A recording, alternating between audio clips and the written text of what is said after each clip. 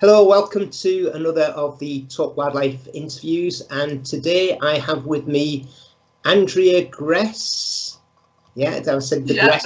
Could have checked that beforehand, but Andrea Gress. Andrea is the coordinator of the Ontario Piping Plover Project. That's a hard one to say, a Piping Plover Project, which is part of BirdLife Canada's, basically their incentive to protect piping plovers on the Ontario lakes, presumably. Mm-hmm. Yeah. So I work with Birds Canada in Ontario, but yeah, you continue. Go ahead. Right. Okay. So let's start at the beginning, because there might be a lot of people that are going to be watching that are sort of from England or Europe or even some parts of America that might not quite know where we're talking about. Not when we talk about Canada. I hope everybody knows where Canada is, but when we talk about sort of Ontario, so whereabouts is it? Where is it situated in Canada? So if people are familiar with the Great Lakes, Ontario is the province that borders all of those. It's kind of central eastern Canada, not quite getting out to the maritime provinces, kind of straight up from New York, Pennsylvania, Chicago, giving some of those American landmarks for people because Canada's lesser known. And we've got Toronto is kind of the big city in the province that everyone knows. So hope that gives a bit of an idea. Yeah, I think if people now need to go and check, they can go and draw a line from New York and then they'll find it. And just look for the big lakes.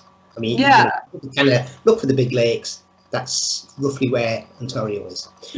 Right. Brilliant. So the bird we're going to talk about, the piping plover, it was absent in the beaches we're talking about for 30 years. First of all, do you know why it became absent? What actually happened for it? Did it just become sort of, it just disappeared overnight, or how did it disappear?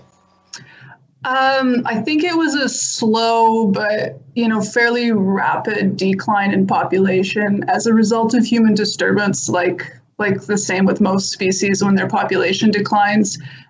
Beaches, back in the 1950s became really popular holiday spots. We started building cottages on beaches and all that. And beaches are where the plovers need to breed. It's where they lay their eggs.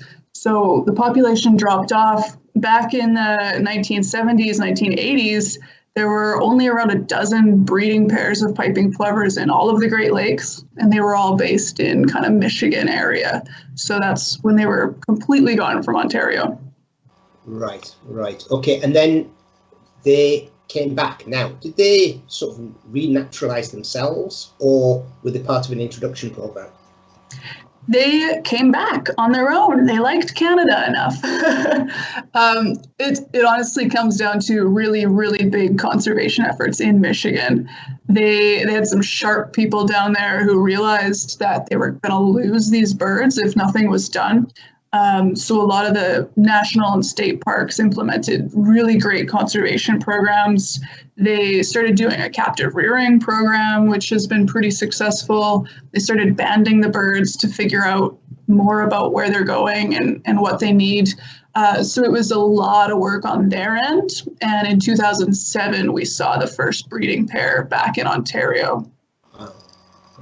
So I bet that was an exciting time. Were you part of the project then? I wasn't. I just hear stories all the time. I still meet people. Some of our volunteers have been volunteering from the start, so they've got fond memories of it. I bet that must have been absolutely incredible. So as a species, how are they doing anyway? Are they, because I know they're endangered on the American list. So are they an endangered species worldwide? What's their population like? Yeah, they're endangered worldwide. So we could say maybe 8,000-ish. There's three distinct populations of them. One lives out kind of in the prairies. So where I'm originally from, Saskatchewan, but also like North, South Dakota, Montana, that kind of area. And then there's a population that lives out on the Atlantic coast. So you're the Canadian Atlantic provinces, but into New Jersey, New York, And then there's the Great Lakes population, which I deal with. And all together, it's around 8,000 individuals. So it's not big numbers. That's really small numbers. If I think of some of the sort of congregations of the likes of sort of Red Knot that we get just here in Norfolk around the Wash, you're talking about that just for the Red Knot. That's a really, really low number. So what about in Canada itself? What's the population around Canada, and how many how many pairs are now breeding in the program that you're responsible for? I don't have Canada-wide numbers off the top of my head, but in Ontario this past breeding season, we had 7 pairs in the whole province. 7 pairs. 7 pairs. Wow, this is... You must go to work every day thinking, wow, I am both very, very lucky, but good grief, I've got to look after 7 pairs. There's 7 pairs. That's amazing. So, and the 7 pairs that you've got, so they're not resident there. They're sort of a migrant. So they migrate. Is it right? They migrate over to the east coast of America, down Florida area. Is that right? Yeah, the Gulf Coast. Our birds in particular go to Florida. We've got 1 individuals in Alabama that we know of, and a lot of them are in Florida, though. Yeah. Right. So have you got? I know you've got a ringing program. Have you got any that are actually tagged so that you can sort of follow the migration, or are you just relying on reports from people seeing the flags? We're relying on resighting reports right now. There's discussions about getting some tagging going, but with COVID, everything's kind of delayed with that kind of stuff. But hopefully at some point, the idea is that we've got a number of banded individuals that come back to breed every year, but we don't know where they go to winter. So there's wintering grounds that we haven't found yet. So the idea would be to tag those individuals to figure out where they're going. And that would be an effort more led by Michigan, would be one of their big programs if they get it together. Sure. So 7 pairs. So how many eggs in a clutch of a piping? 4 eggs. And what is the success rate at the moment of the 4? So we aim to get about 1.5 fledglings per pair. So often all 4 eggs will hatch, but then getting the chicks to actually survive to the point of flying and fledging, that's the challenge.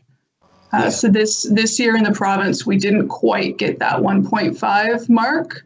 But if we look at the population numbers across all of the Great Lakes, we did reach that number. Right, that's great. So I mean that's obviously, it's for such a precious bird, that obviously you're doing what you can, but there's clearly threats. So what are the sort of key threats to the birds that you're looking after? Human disturbance in Ontario is one of the really big ones. We've got one of the greater populations in Canada in terms of human density, and we've got some of the longest freshwater shorelines in the world. And so when you combine those things, you get just a ton of people on the beaches in the summer, tens of thousands of people. There's that. That's one of the really, really big ones. So we're actively fencing off the nest sites to give the birds some space. But then predators is really huge, and natural threats. Predators, gulls, crows, merlins, and then mammals, coyotes and raccoons are all opportunistic. And then things like flooding. Right now our lake levels are very high, and that's been sticking around for a few years. So that means there's narrower shorelines and just a higher risk of those eggs flooding before they hatch. Sure. So let's just clarify one thing, because we keep mentioning the lakes and we also keep mentioning beaches. And in the UK in particular, if you go to a beach, you go to the seaside. So, there's very few lakes in the UK that would have a beach. So are we talking here about a beach by a lake? Yes, yeah, but they're massive lakes.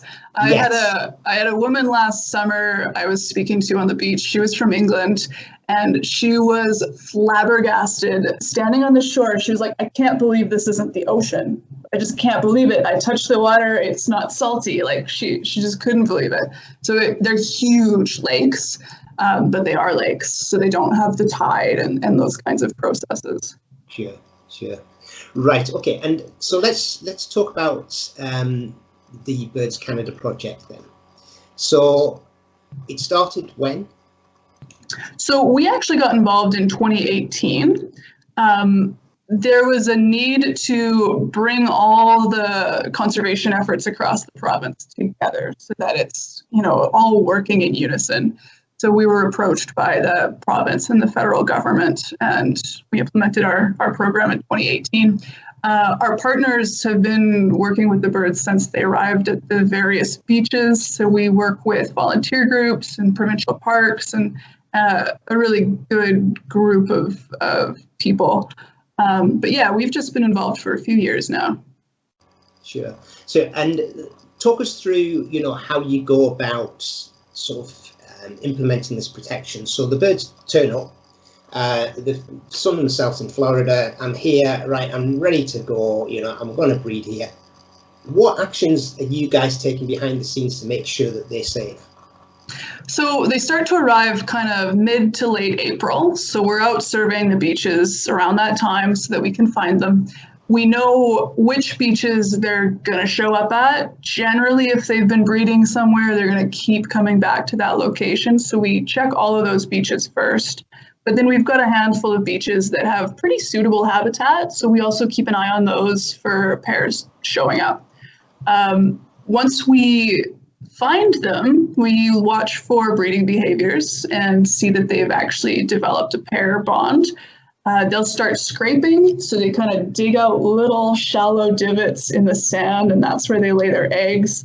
So once they start scraping, we know we're going to have a nest there if nothing disturbs them.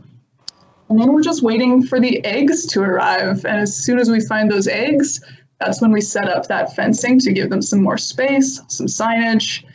We put exclosures over the nest to protect them from predators. And then we often implement a volunteer program at the nest site as well. So volunteers will collect data on the birds, their well-being, but they'll also do a lot of outreach work for us and help beachgoers see the plovers, help them fall in love with the plovers. And it all comes together really quite nicely. Yeah, I think that's, a massive part is education. It's educating people locally to sort of look after the birds and care for the birds, and hopefully take pride in the fact that they've got the birds there, given how rare they are. Are you finding that? Are you finding that that's how people are adopting it in the local area? Often. There's always people who oppose conservation efforts, I think, no matter where you go. But this summer, for example, we had a new nesting site on a beach. They had never had them there, at least in recent history. And just chatting with locals over a period of a few weeks, and people got really into it. They'd show up and they'd be like, hey, what's Flash doing now? Or is Chicks all good? Like, they got to know the plovers by name. They were curious how they were doing. And they took on a lot of local pride, which was fantastic. And that nest did fledge a chick, so it was successful. And I think part of that success does come from just the locals being supportive. Yeah, of course. And then you've got sort of volunteers, which are, invaluable in conservation around the world. Volunteers are absolutely invaluable. The one thing that I wanted to touch on, because we talked about threats, I read about botulism E. Is that sort of still a significant problem for the birds that breed in your area? It is. It's hard to test for botulism in these birds, but often we can collect if there's gulls that are dying on the beach or lots of dead fish washing up. We can test for botulism in those species. We don't do as mass testing in Ontario just because of the way our resources work out, but there's a lot of tracking of it done in Michigan, and I believe they were having outbreaks. I'm not sure which beach it was in the States this year, but I think there was a botulism outbreak that they had to deal with. So yeah, it's definitely a big threat. Because it's very difficult to mitigate against something like that. It's what can you do? Is there anything you can do? I'd have to dig into it, but I recall reading about some efforts in the States this year. They either they collected the eggs for captive rearing, or they might have collected the fledglings and transported them, but I'm not 100% sure on what that is. I think we could dig up the news article if we were to go digging, looking for it. Sure. Yeah. So with regards to to the program, and obviously you rely on volunteers, and hopefully we might get some people in sort of your region watching this. What steps can they take? How can they help out the project? Clearly we talk volunteering. Is there anything else? Is there, have you got any citizen science projects, or is it becoming members? How else can they help? Volunteering is the really, really big one for us, and it's not a huge time commitment. So if you're someone who's got a cottage near one of the plover beaches and you can only volunteer for a week, that's great. We'd love to have you come out. But also just supporting the program by sharing word and sharing knowledge about these plovers is a huge, huge thing. So even if you're not on a beach, you can still just let people know about the birds and be positive about it. That goes a really long way. And when you're actually on the beach, it's really simple. Just follow the beach regulations. Keep your dogs on leash or off the beach. Pick up trash. Don't feed the wildlife. Like all these really basic, simple things that we should be doing whenever we're in a natural area. That goes a long way. And by the actions that you're taking, is there any sort of knock-on effect on sort of other species that you're also finding their numbers are improving because you're protecting the beaches, because you're raising awareness of the piping plover? It's actually, it's being beneficial to other either birds or other species. We haven't been doing a ton of research into that, but I think it's a fantastic question. One of the things with piping plover conservation is that they are seen as an umbrella species. So protecting plovers means that we're protecting our beaches. Beaches face a lot of threats. They're often mismanaged. They're heavily raked. And that, of course, results in a lot of sand erosion and ultimately the loss of our beaches. So that's one really big spin-off, is that the beaches themselves are getting more protection. We haven't been doing a bunch of tracking for which vegetation and other species are enjoying the beaches as a result, but we know there's spin-offs there for sure. Any species in particular? Turtles are something we see often on the beaches. One of our coordinators told me this summer or last summer, she's like, yeah, we never used to have turtles here. Now there's turtles here. So here's some habitat that, because the beach wasn't being heavily raked, there was some turtle habitat. So that's amazing. That's really good. So let's just, before we end, let's put the piping plover into perspective here. We know that there's not many of them. We know that they travel a long distance on migration. How big are they? Pretty small. I always like to say like an American robin. I don't know if you guys have those there. American robin would be equivalent in Europe, would be something like a thrush or a blackbird or a song thrush or something like that. Yeah, maybe even smaller, but yeah, like they're pretty small. I happen to have one of the chicks on my desk just because. Oh, right. So that's.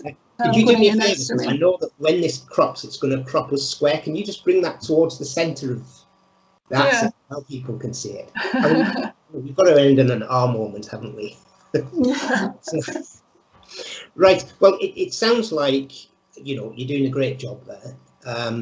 You've got sort of a precious small number of these birds to look after, and it's really important that you do, and I wish you every luck with that. Thank you ever so much for coming on and having a chat with us about them. And certainly, I'll be following your social media, and I suggest other people do, to keep up to date with what's going on. And for now, thanks ever so much for your time. Oh, thanks for having me. It's always fun to talk plovers. Absolutely. Thanks, Andrea. Take care. Thank you. Bye. Bye.